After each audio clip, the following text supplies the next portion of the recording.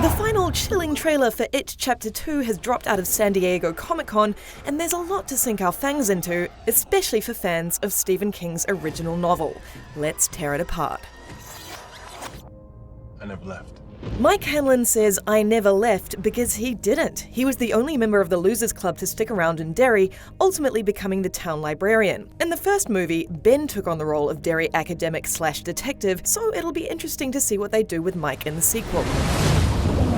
His bloodied face suggests this is likely Adrian Mellon, who is the first victim in the book's modern-day setting. He gets beaten up and then pushed off a bridge into the Derry Canal by 3 homophobic teenagers before being dragged to the far bank by Pennywise and eaten alive. To the losers? This is our first look at the scene in the Chinese restaurant where the Losers Club reunite after returning to Derry to defeat Pennywise as adults. Director Andy Muschietti said that this was the first scene the adult cast shot, mirroring the characters getting to know one another so many years later. We made an oath. Here, the losers make a pact that if Pennywise was to ever return, they too would return to kill it, which is the setup for the sequel. As part of this pact, they share a blood oath, which you can see here. Here we get a series of shots of the kids with their adult counterparts. If it isn't dead, if it ever comes back, we'll come back to.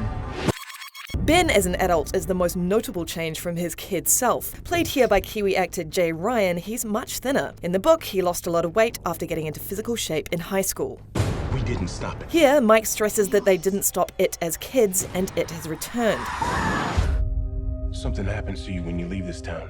It's worth noting that the adults don't really remember what happened as kids, The farther away, the hazier it all gets. and their memories return slowly upon coming back to Derry. The clown. This could possibly be a shot of the Batty Park Fairgrounds, which only made an appearance in the book when Adrian Mellon was attacked. It looks like the carnival will play a different role in this movie as a setting for an encounter between Pennywise and the losers. These clowns inside the funhouse have a real Tim Curry as Pennywise vibe. Here's Bill in a hall of mirrors, chasing after a kid who looks like he's been lured in there by Pennywise, which is of course a big old trap. A lot of Bill's frenzy here not only comes from wanting to save the kid because he's a decent person, but also because of the guilt he feels over his brother Georgie's death at the hands and teeth of Pennywise when he was a kid. Pennywise, of course, knows this vulnerable side of him and chooses to exploit it. This mirrored shot of the Losers Club as adults and kids takes place outside 29 Neibolt Street, where It was birthed into the human world, and, he just likes to hang out there sometimes. Here's our first look at Teach Grant as an adult Henry Bowers. I guess he survived that fall. After his encounter with Pennywise as a kid, Bowers is institutionalized. When Pennywise returns, he taunts Bowers in the mental hospital, eventually prompting him to escape with the intention to kill every member of the Losers Club. This is Bill outside 29 Neibolt Street. Here, Pennywise tells him, "I dreamt of you." I dreamt of you.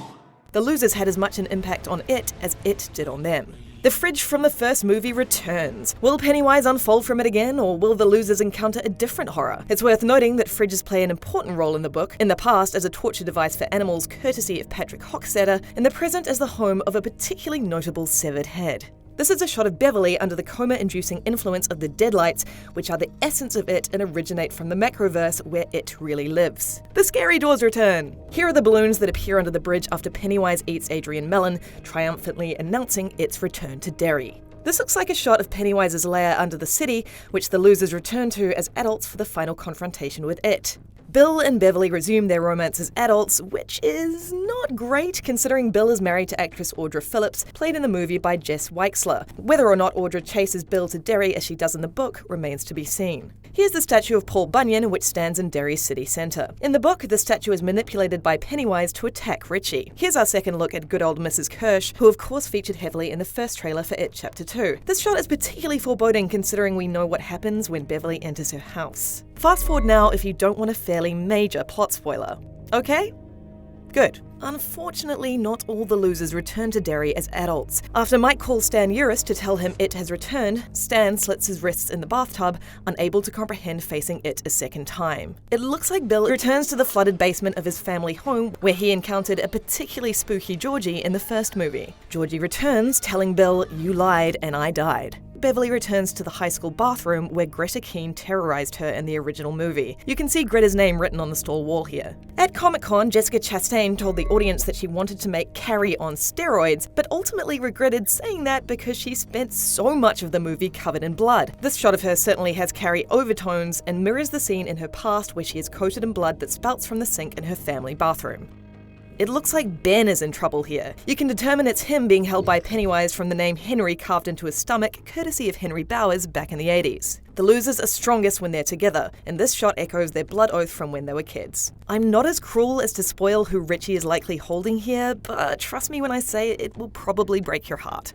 I'll be honest, I have no idea who this golem creature is. The bloated corpse of her father, Al Marsh? Look, I'm open to suggestions here.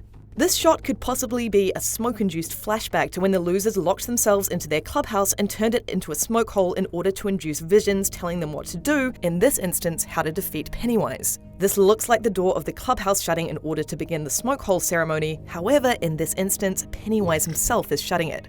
Here's Pennywise in a more human-looking form. It looks like he carved into his face himself. Nice. That's all we picked up from the final It Chapter 2 trailer. For more on It Chapter 2, check out the first trailer and more coverage from Comic-Con here on IGN.